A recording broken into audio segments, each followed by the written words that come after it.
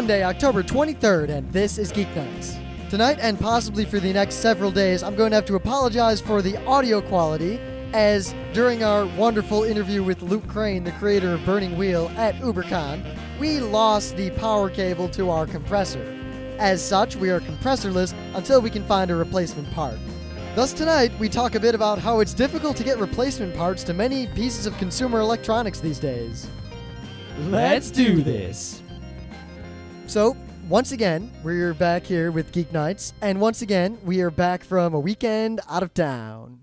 Yeah, we went to UberCon. Well, we didn't go for the whole weekend. We just went to UberCon all day Saturday, and it was pretty awesome. Yep, except for the fact that we interviewed Luke Crane. Well, not except for that, because the interview with Luke Crane, the creator of Burning Wheel, was absolutely awesome. Yeah, I listened to the interview, actually, like in the car ride home, and my interview skills going in were weak, and it took about, 5 minutes before my interview skills were times 1,000. Yep, I mean, I'd make fun of you, but because the first couple times I tried to interview people, it totally sucked, and I just ignored those interviews when I was editing things around. Yeah. Yeah. No, it's like I asked one stupid question, and then as soon as I asked one smart question, I couldn't stop but asking more smart questions. Because he gave such nice long answers, I was able to think of another smart question before he stopped. Well, if one word described Luke Crane, it would be, I wanted to say eloquent, but maybe long-winded with a hyphen. But that's what I wanted, because his wind is mighty and interesting. But no, the interview was fantastic, and we'll be covering UberCon probably next Tuesday, due to the exception here, which was that we lost the cable to the compressor, the power cable. Yeah, so we have a compressor, but we can't turn it on because we can't put electricity into its electricity hole. As a result, Geeknights is now going to sound the way it did before we bought a compressor, maybe a little better just because we've learned a lot more microphone discipline since when we started. But just a heads up, for the next couple days, Geeknights is not going to sound as good as you're accustomed to, and I hope you appreciate the money we spent on that compressor once we get it back. Yeah, and we'll either be getting, I guess, a newer, better compressor or a power cable in a few days. Yeah. Well, who knows when these people are going to get back to us. We might just have to order a new compressor. Yeah, or try to find an electronics store that doesn't suck as much as Radio Shack that might have the 16-volt 1-amp with the correct connector transformer that we need. Sigh. Yeah, but we could try to make one at Radio Shack. Well, I could make one now, but I don't have any faith in my soldering abilities anymore because I haven't soldered a thing since I tried to make that DDR pad 2.5 years ago. Neither do I. Hey, maybe one of our listeners who's good with electronics could be nice enough to make for us a 16-volt 1-amp transformer. I don't know the number and type of the power connector that goes into the compressor. Oh, yeah, I guess we could figure it out, but yeah, if you are capable of creating a power adapter, yeah, send us an email and we will send you info and pictures and stuff. Actually, that's definitely not going to happen because it'd be, no matter what, it's faster to order a new thing or get the cable than anything shipped by one of our listeners would be. Yeah. Maybe we can buy a new compressor, the same one, or maybe a slightly better one, and sell this one on eBay sans power cable. That's kind of shady. We will say right up front, doesn't include power cable. Then no one will buy it. Someone might buy it. No one will buy it. People buy shit on eBay, man. Yeah, not stuff that obviously is missing something you need, especially when they realize they can't get it easily. You never know. Whatever. See, back in the day, Radio Shack sold all that stuff. Yeah, Radio Shack used to just be stuff that is the only stuff we needed. Now they got like a little TV It's sort of like a little mini Best Buy. You know, they have like a big iPod accessory section, a toy section, a cell phone section, and the actual electronics besides, standard cables you need for home audio, video, home theater is pretty much non-existent. There's a few big Radio Shacks still around. Like there's one in my town that has a little bit more stuff, but it's not much more. They just have a lot more floor space for more displays of crap. Yeah, and I have had mostly bad encounters with Radio Shack employees in recent memory. Yeah. The thing is, the Radio Shack website and catalog still includes all that good stuff. They just don't put it all in the stores. Yeah, in fact, the other day we wanted to play the Atari, but we don't have an RF switch because that's old technology. So we're using our NES RF switch, which doesn't work with an Atari 7800 that well. Well, it works. It works, but not that well. You just can't see the bullets. Yeah. I can't see the bullets in certain color modes because, Yeah, but as a result, we went to Radio Shack. Hey, we need an RF switch, and they didn't have anything even close. Not even remotely anywhere in the ballpark. But anyway, aside from all that, I think we've gotten over trying to talk within the bounds of the tiny audio range of the sound card. I think we can get into the news. Okay. So IBM, whose Uh-oh. business model, I worked for them for a number of years, and their business model seemed to be looming more and more toward patent acquisition and patent enforcement, has sued Amazon pretty much for internet commerce. What? IBM has a massive patent portfolio. I believe it's one of the largest, if not the largest, technology patent portfolio in the world. I would believe that easily.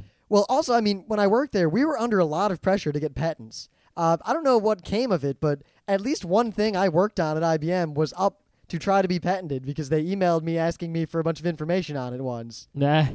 Lol. But they're constantly trying to patent things, and then they just sit on these patents and use them as legal fodder in the future, either to protect themselves or to go after people. You know what? While SEO was wrong, I can... that's a tiny bit saying, yeah, go after IBM, evil patenters of many things. Yeah, so what IBM did here is they sued Amazon for basically infringing on a whole mess of patents that are all extremely vague and open and basically patent the very idea of commerce on the internet. Lol. Now, furthermore... I patent trading. You can't trade anything without giving me money. Far more sinister is that this is not a new thing. Apparently, many unnamed retailers and online places of business have settled or licensed with IBM quietly for a number of years. Geniuses. And Amazon is the first company to stand up and say, no, we'll see you in court. Damn straight. IBM's been trying to get a deal with them since, I believe, 2002, and Amazon has outright ignored them. While Amazon isn't a perfect company, they got some shady stuff like Alexa. I think Alexa is Amazon, isn't it? I don't know. I remember Alexa was awesome, and then we found out that they were shady. Yeah, I'm pretty sure Alexa is Amazon, and, they're not perfect, but they're not bad. Alexa, Amazon's pretty cool, and they do good stuff, and they're right in this case. Well, I liked working at IBM for a number of reasons. I disliked working at it for a number of other reasons, but I often disagreed ideologically with a lot of the things IBM did, and here is an example. One I can actually talk about because this is public knowledge, and it has nothing to do with what I did there. Yeah, Alexa's an Amazon company, like I thought. All right. Mm-hmm. All right, so I said there's been a whole bunch of tech news. I was going to use a different one, but I said I would talk about Flash 9 today, so I'm going to talk about Flash 9. If you didn't know, there are different versions of Macromedia Adobe Flash Player. And you need Flash Player to do anything productive on the web because too many websites use Flash now. Yeah, well, And YouTube... a lot of websites probably shouldn't use Flash, but they do. But a lot of the websites use it and should. YouTube, yes, Google Video... Flash Video in particular has become very popular. Yes, especially because as more and more codecs for video are on the market. Hey, we're talking about codecs today. Yeah. A lot of people are having more and more trouble being able to play videos on the internet because you have to keep up with it and always have the newest codecs for whatever fancy new thing the fan subbers are using over there in Japan. Yeah, and Flash Video, it allows you to watch a video in a website, download it pretty quickly, even though it's, very low quality, and watch it. And it's been better. It's better than watching videos in a web page has ever been. Yeah, you see, the purpose of Flash was that you can do all of these animation and things in this technically it was platform independent, but what they meant by that was it's computer independent. It'll work on any computer if you have the plugin, but they only made the plugin for Windows. Yeah, well, they also, and more recently, they've made more and more versions of the Flash Player, upgrading it, adding more features as the years have gone on. And I think Flash Player 7 was available for Windows, Mac, and Linux. And, that was how it was. Then they came out with Flash 8. Now, in Flash 8, they did a lot of new stuff.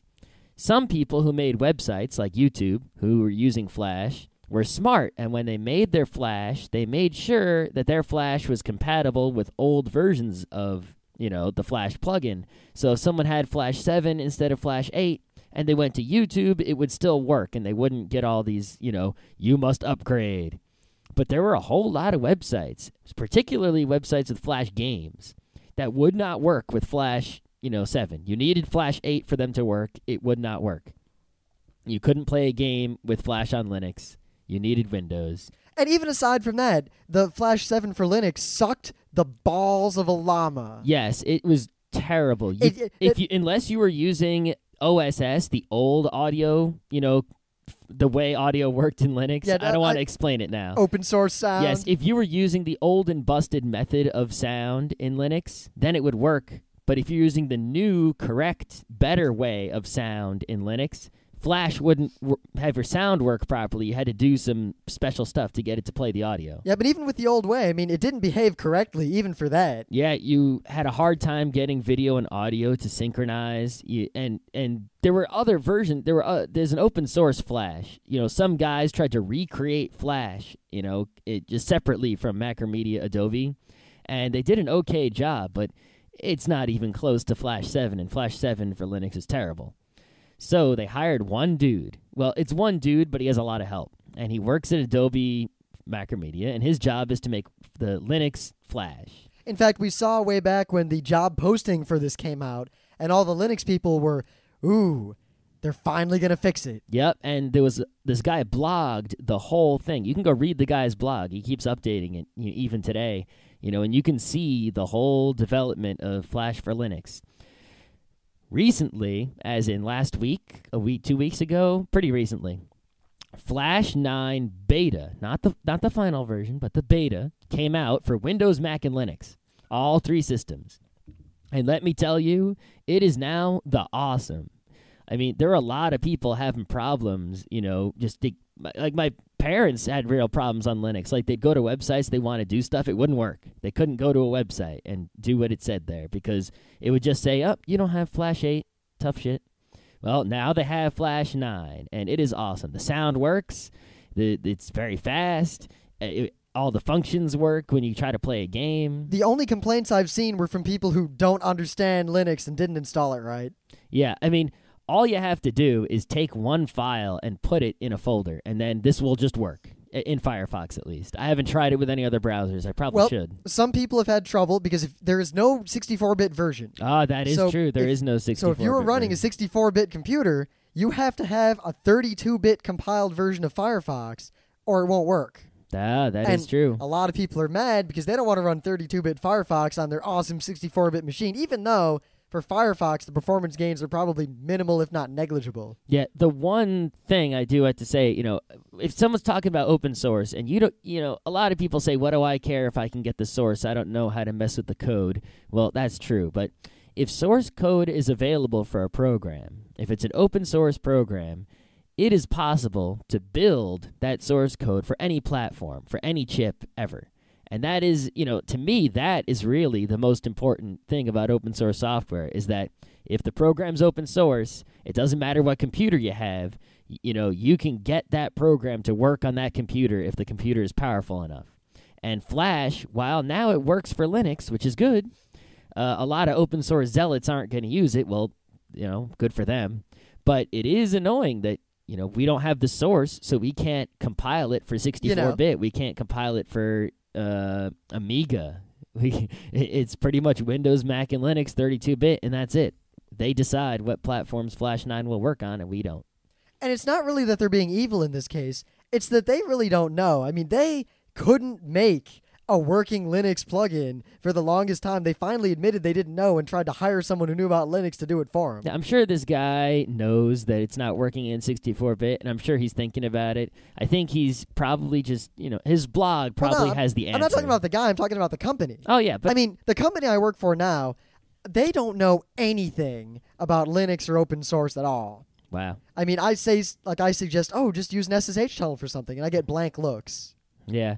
I think that is really, people say, they argue against open source, or they think that people argue against open source like, someone will hack it because they can see your source and find your vulnerabilities and get you, or, it's free, it can't be good. No, the real reason that open source doesn't succeed is because people don't know about it. They're uninformed and ignorant of open source and Linux, and they either don't even know it exists or they don't have the information. And if we just had some sort of campaign of spreading the word, that would do wonders more than, arguing with people who come up with stupid arguments that don't mean anything. Like, What's another famous anti-open source argument?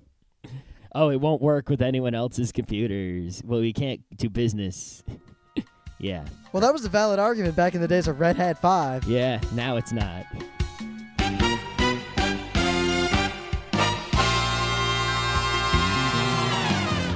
Things of the day. I can't say it in my usual loud way because I don't want to trip the fact that I don't have a compressor in front of me. It's really hard to do the show. I got to be careful about all this stuff again. Compressor.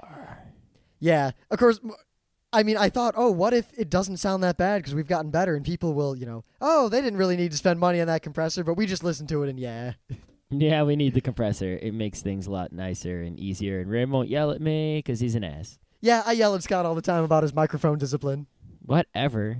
Do you I'll have do what I want. Do you have a thing of the day? Well, I do have a thing of the day. Once again, it seems I had this thing of the day for like 3 weeks, but I keep saying, oh, because I always find something better on Monday. And once again, I was on Dig today, and I was looking around. I always read the science section of Dig, mostly. That's the section I mostly avoid, specifically the health subsection, because Yes. it's full of bullshit. No, in fact, that's the reason I go there. I Oh. go into the health section, and I go into the upcoming stories and the main stories, and I bury every piece of randy, every piece of bullshit, every piece of incorrect science, every link to a crackpot blog, all the bad science out there. I do this every day. And So you bury 99% of the stories in that section. I bury about 10 to 20 stories a day. Mm-hmm.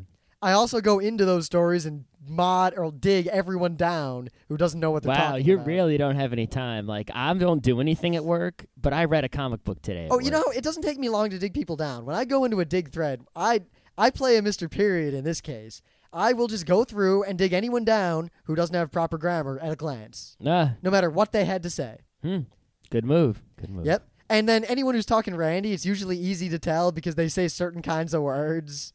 And if you see that word, it's obvious. Holistic. Yep. Holistic is the word to watch out for.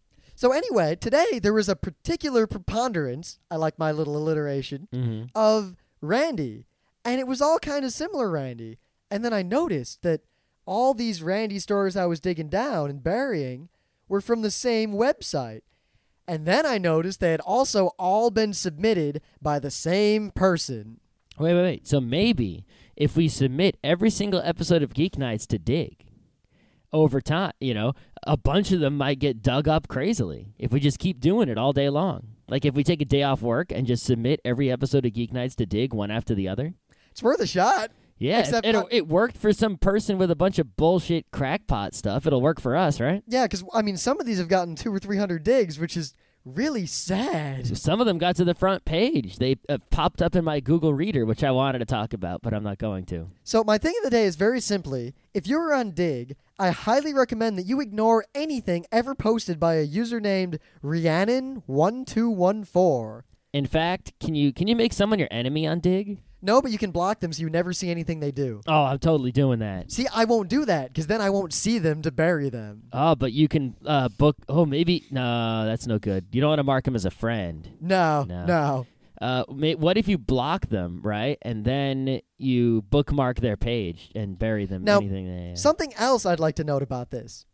This Rhiannon1214 may or may not be Mr. Lou Rockwell, who apparently is the vice president of the Center for Libertarian Studies in Burlingame, California. Wow, that's so fucked up because it's so weird because all the libertarians I know tend to be on the Randy side. They don't like Randy stuff. They're anti-scams and anti-bullshit medicine, and they're for truth and science and all that other good stuff. So someone who to be all Randy and, believing in bullshit medicine and being a libertarian, that's fucked up. In fact, it says his name, is an opponent of the Central State, its wars, and its socialism. Wow. Yeah, I always say I'm a libertarian with a lowercase L. That's the reason why. Yeah, that guy sounds like a nut job. So he's got this nut job blog, and it has all this pseudoscience nut job stuff. And this guy on Dig keeps linking to it constantly. Wow. Okay, I wish someone it would. Yeah, actually, it'd be cool. One of our listeners went through and dug every episode of Geeknights one after the other. That way, it wouldn't be us. I would go dig him up, I guess. Maybe. The good ones. This one I might dig down. I might bury this one deep. I think I'll bury every episode we do until we get that compressor back. Goddamn. Goddamn. All right. Wow, it's so weird to look over at the compressor and the lights aren't on. All right. My thing of the day. There's a new TV show in the UK. So UK people, we need your help giving us more info on this. Called The Big Idea. And it says here... Well, Scott, what's the big idea? I don't know. They say that it's a TV show which pits inventors... I'm reading from the website directly because I'm lazy. It pits inventors and entrepreneurs against one another for a chance to have their invention or business idea realized and to win £100,000. All right, that sounds cool to me. £100,000 is a lot in American dollars. Yeah, that's like almost £200,000. And one of the commercials for the show is a video of 10,000 British pounds. Now, if you've never seen a single British pound coin, it's a really heavy coin. I mean, it weighs, and it's thick. It's like as thick as 3 quarters or 2.5 quarters, you know. It's not as big as a quarter, you know, circumference, radius size, but you know, it's a big freaking coin. You know, you give someone a pound, it's like, God damn, there's a pound. And they lined up 10,000 pounds like dominoes, and they go tick tick tick tick tick tick tick tick tick tick tick tick tick tick. So we were going to talk about audio codecs today, like we said, to continue our codec theme, but one, we really don't want to waste a good episode on a night when we don't have all of our audio equipment together. And two, our previous codec episode we didn't think went so well. Yeah, because it seems like those of you in the audience who want to know the technical details can just look it up in Wikipedia or already know them. And those of you who don't want the technical details don't really care at all about the codecs other than how to get them. Yeah, we think we finally figured out the Monday episode is, you know, in college I took a lot of classes on like science, technology, and society. There was actually a whole section of the liberal arts school called like STS. And I took that like as a, like, I don't know if it was a minor. It was a concentration. I think I took enough classes in it to be a minor, but I didn't do the paperwork. I didn't care. It didn't matter anyway. And, you know, we're going to try to talk about like topics in science and technology. Stuff like, you know, oh, well, how was this? What kind of effect will this have on the world? And, you know, how does this change the way people think and the way people act, and et cetera, et cetera? Yep, we're basically going to turn Mondays into more of an op-ed thing from our perspective, as opposed to a straight-up informative lecture. Yeah, because the informative lecture seems to not work so well. However, if you do have questions about computers and science, technology, and such, we don't know much about science. Well, most science. We have people we can ask. Yes, we have people we can ask, and we could probably solve your physics homework for you. But actually, yeah, I was bored out the other day, and I ended up sitting down with a program I wrote for my calculator and doing old physics problems. Yeah, we could solve your physics homework for you, but we probably can't tell you any Stephen Hawking type shit. No. Or we can make stuff up. We can definitely make stuff up. Anyone could do that. But if you do have questions about technology, like how-to information and help, you can either ask us in our forums, or you can try to find me on QUNU.com, which is a place where you can go to get help.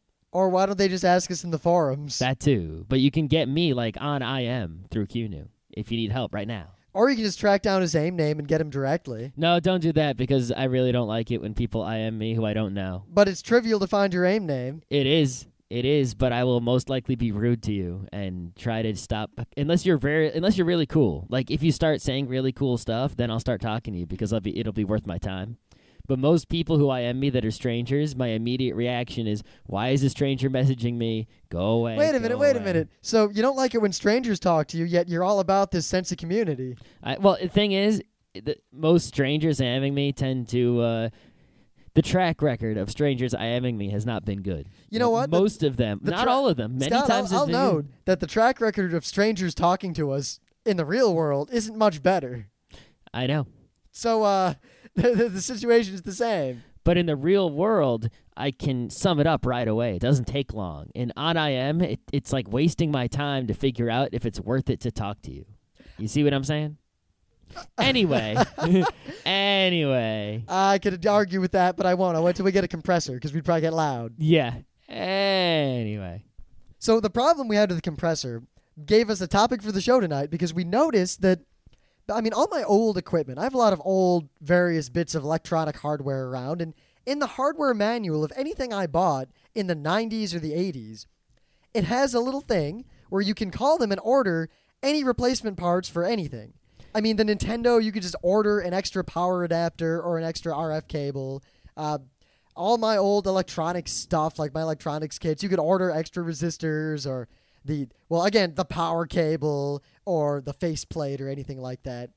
But now, when we, this compressor, we lost the power cable to it.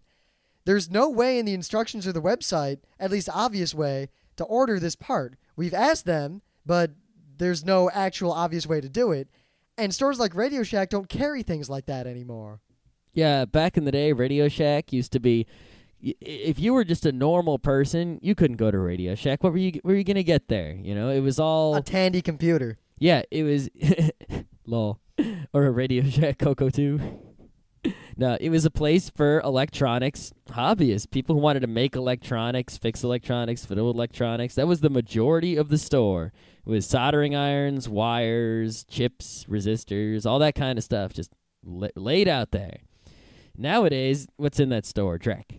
It's like Scott said in the first half of the episode, it's a tiny Best Buy with less selection and higher prices. Yep.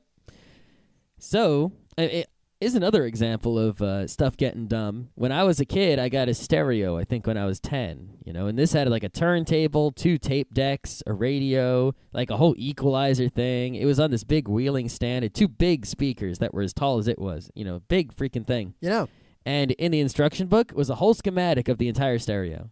Like, I could have built the stereo from the schematic, and it came with the stereo. So, if it broke, I could have opened it up and killed myself, but I could have been fixing it. Now, Scott, all of my audio equipment, even the newest stuff, everything I bought came with a full schematic. Yeah, but that's audio equipment. My video card doesn't come with one. Well, because a schematic for your video card would be useless. It's much more complex. Yeah, I know, but I'm saying you can go buy a stereo at Best Buy today. You won't get a schematic. If it's a consumer electronics appliance, it won't have any of that good stuff. It's just a thing made for people to use. But I feel like the audio equipment I bought, the schematic isn't there for people to use because they can't actually buy replacement parts or anything.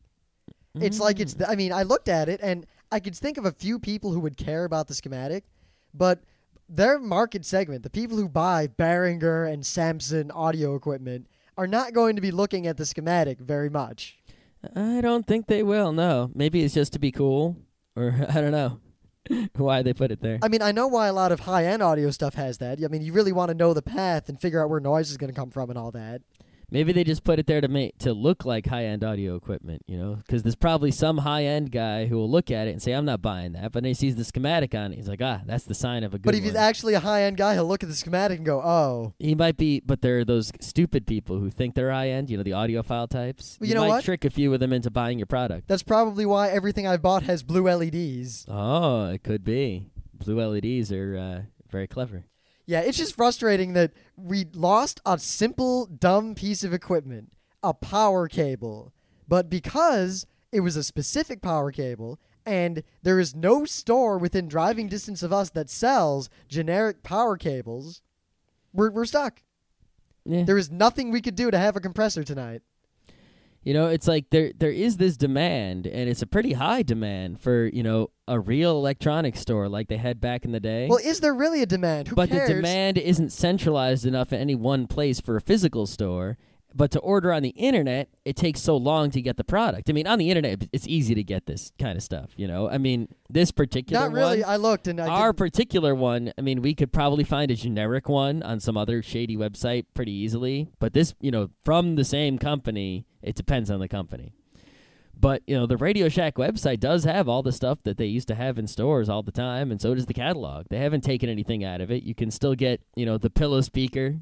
The famous Radio Shack pillow speaker is still in there, and all that good stuff. But, you can't get it immediately. And a lot of electronic stuff you have an immediate need for. If something breaks, you need to go out and get a new one right now. Well, Scott, except the thing is, most people don't care. Most people don't care. So there really isn't a market for it. Well, there is a demand, and while it's not a majority of the population, is a minority, it is still a big enough number to be a lot of money. See, I don't think it is at all, because if it's dispersed like that, then there's no way to have a business that could serve that purpose and make a profit. Internet business, pretty much. But if it's an internet business, then people can just get from other internet businesses that already exist. I know. And those are the internet businesses that are making money. And even then, I still don't think there's enough demand, because people don't care at all. Very few people use equipment like this, and what percentage of them lose the power cable? Yeah. And how many of them just buy another piece of equipment? Yeah, it is a good point. We often complain about non-geeks not knowing enough about computers, not knowing enough about technology. And I think part of that is, not just because you no longer have to know, but because they don't even provide the information. They just totally hide everything. So even someone who might have figured it out on their own, they're not going to, because it's all this hidden mystery stuff now, instead of being, instead of being, here it is, but you don't have to know it, we're not even going to show it to you. Yeah, well, I guess the companies are smart in that they don't make any more money by providing all of these niceties. I mean, a lot of equipment, electronic equipment back in the day, would even come with like some resistors with it, or an extra bit just in case it broke, so you could just replace it, and instructions on how to replace it. Well, I think that actually is because back in the day, a lot of those things were prone to breakage, and you needed that, or else you were screwed. Yeah, but even back then, I think including those things was, from a market perspective, I mean, I wasn't going to compare then to now on that regard. Mm-hmm. I was going to say, but back then, they didn't make any sales by having that in there. That was a nice thing to do, but I don't think a significant number of people would have not bought the product had it not come with that. Yeah, I think also if they don't expect you, or if you're not expected to be able to repair your electronic devices, and they make it so that you're so dumb you can't possibly, even think of repairing your electronic devices, you'll just buy a new one whenever one breaks. Of course, that might also just come out of the fact, like with the video card, that a lot of things are complex to the point now that you really can't repair them, or it's with economy of scale, it's not cost effective from anyone's point of view to just do anything other than replace. Like a vacuum cleaner. There used to be vacuum repairmen. Or VCRs, they're VCR repairmen. TVs, there were TV repairmen. It takes so much manual labor to repair a TV that it's always cheaper, both from a labor perspective and a money perspective, to buy a new TV than to hire someone to spend their time and effort fixing your individual problem. There are still a few TV repairmen out there, but they don't really do a lot of business. Not that there's, occasionally they might replace a backlight in an LCD, but I said, but. Yeah, for anyone who wasn't listening recently, Scott has, I guess, gotten a virus that interjects the word into random sentences on a semi-regular basis. The point is, a lot of those repairs, if they get done now, are done by the factory or by the retailer like Best Buy, and they sell the units as refurbished. Well, you know why? Because if they know the types of problems that a product is prone to. So if they get the products in, they can ship them off to an expert center where people have everything they need to fix them as efficiently as possible and get them back out. And in that way, it's cheaper than manufacturing new ones. They can sell them refurbished, recoup some of their cost. But for an individual to go somewhere and get it repaired, they have to go to an expert who has to spend a lot of time figuring out what their problem is, figuring out how to solving it, and by then it's already cost more net human resources than just manufacturing a new one in the huge economy of scale factory. Yeah, there does seem to be a business in computer repairs, because it's a whole software versus hardware is a whole different, what do you call it? Paradigm? Yeah, that's the word I was looking for. Ah. Yeah. Finally, I said, what's the word I'm looking for? And Rim said the right word instead of going, I don't know what the hell word you're looking for. Well, usually because you'll say, blah, blah, blah, what's the word? And I'll list like 10 words. You're like, nah, not that one. Nah. Well, we got it right on the first try this time. We did. And, there seems to be a business in computer repairs because people don't know about computers, but they have one, they need one, and they break often, especially if they're Windows and Dells and stuff. Well, there's also the fact that... Yeah, but there still seems to be a large contingent of people who get spyware, and they'll just buy a new computer. Well, yeah, because they think the computer's slowing down, and they figure, obviously, it must be the hardware getting old, so they buy a new computer. Yeah, I don't know what to say about that. I think we just need to open our computer shop and capitalize on that. I think we do. I just don't know. I think I would still feel like I was cheating someone if I charged them $80 to de-spyware their machine. No, I don't know, man. It's just screwed up. To go off on a tangent, this is a problem that a lot of technology professionals have in that they don't see the work they do as being valuable or difficult or requiring much effort, because the work is actually really easy because it's the thing we specialize in. We know about it. So when someone asks us to fix their computer, we usually just do it and don't even think about charging them money or anything.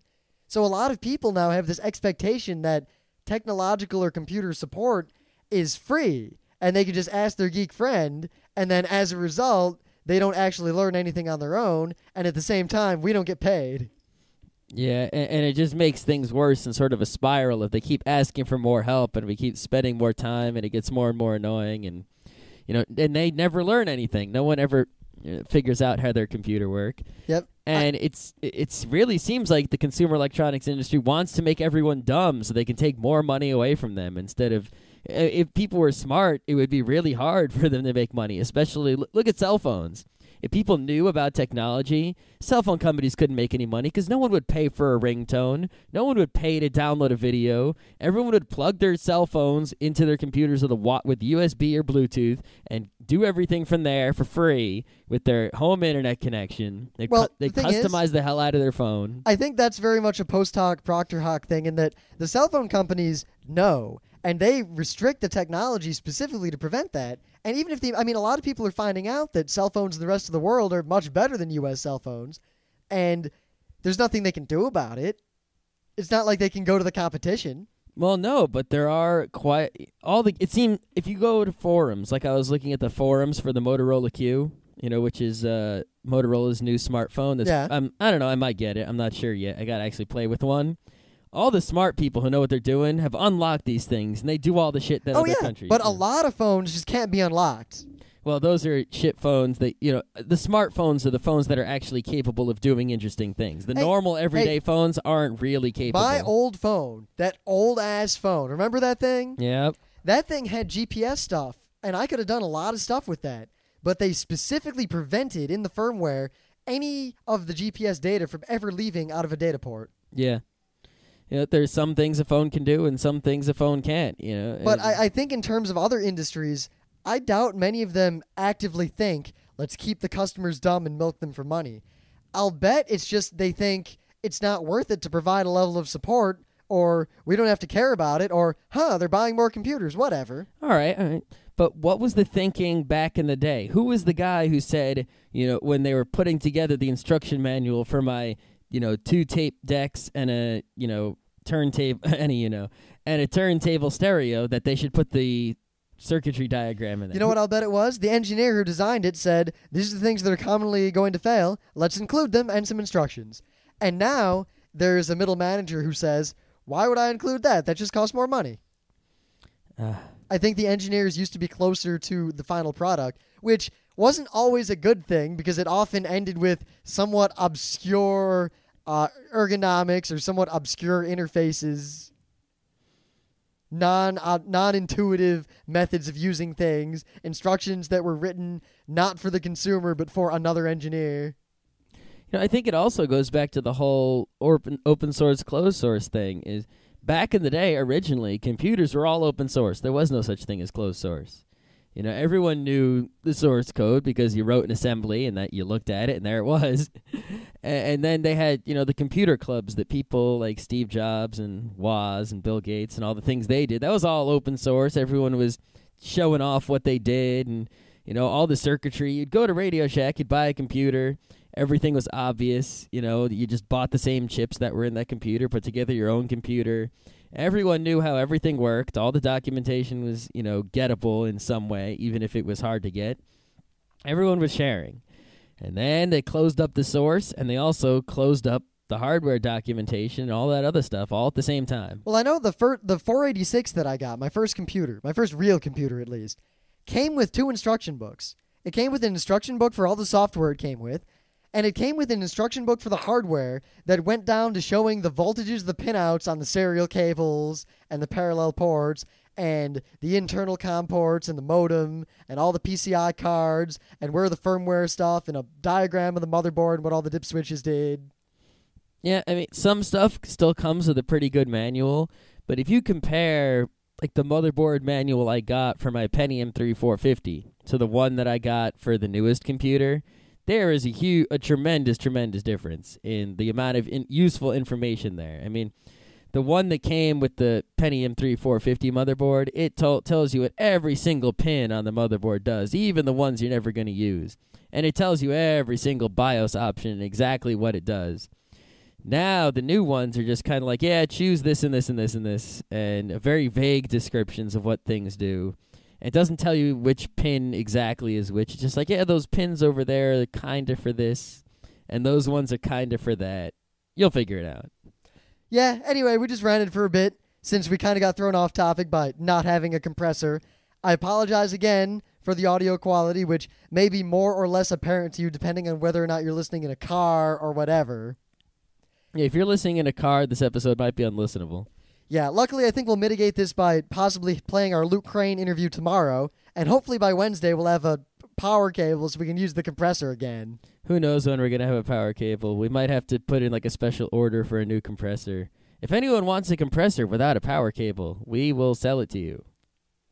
Possibly. I'm pretty sure we can get a hold of a power cable. Hopefully. If we can't, though. Yeah, we'll think of something. Yep.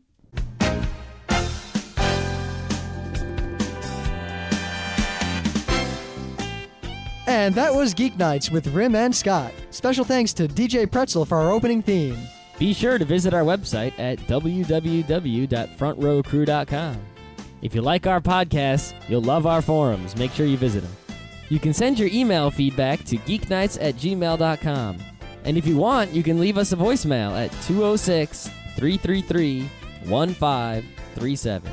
Geeknights airs every weeknight, Monday through Thursday. Geeknights is recorded with absolutely no studio and no audience. But unlike those other talk shows, it's actually recorded at night.